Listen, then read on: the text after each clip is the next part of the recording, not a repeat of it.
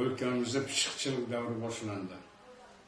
Demak, mevalar, sabzavotlar, poliz mahsulotlari, ko'katlar ayni yetishtirilgan vaqt. Bu yuqorida aytib o'tilgan hamma mahsulotlar, hamma yeguliklarning hammasida vitaminlar bor, dormon-dorilar, makro-mikro elementlar bor. Bularni hammasi organizm uchun kerak. Endi buni iste'mol qilishdan oldin ozgina gigiyenaga e'tibor berishimiz kerak, talablarga quloq solishimiz kerak. Mana tarvuz qovunlarimiz ko'chada sotilyapti.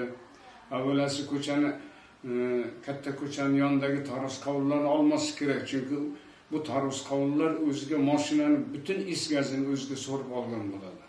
Iloji boricha bozorga borib, bozorda tekshirilgan tarvuz qovunlarni olish kerak. Laboratoriyada tekshirilgan bo'ladi.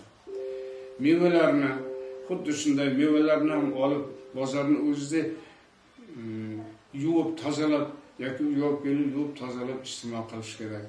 Me'yori bilan iste'mol qilish kerak. Tarvuz qovun yoki mevani yegandan keyin orqasidan xomsuv ichmaslik to'g'risida bolalarga tushuncha berish kerak.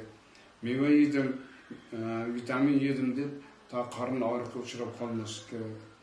Bundan tashqari mana hozir opa-singillarimiz mevalardan bankalar yapadi, kompot yapadi.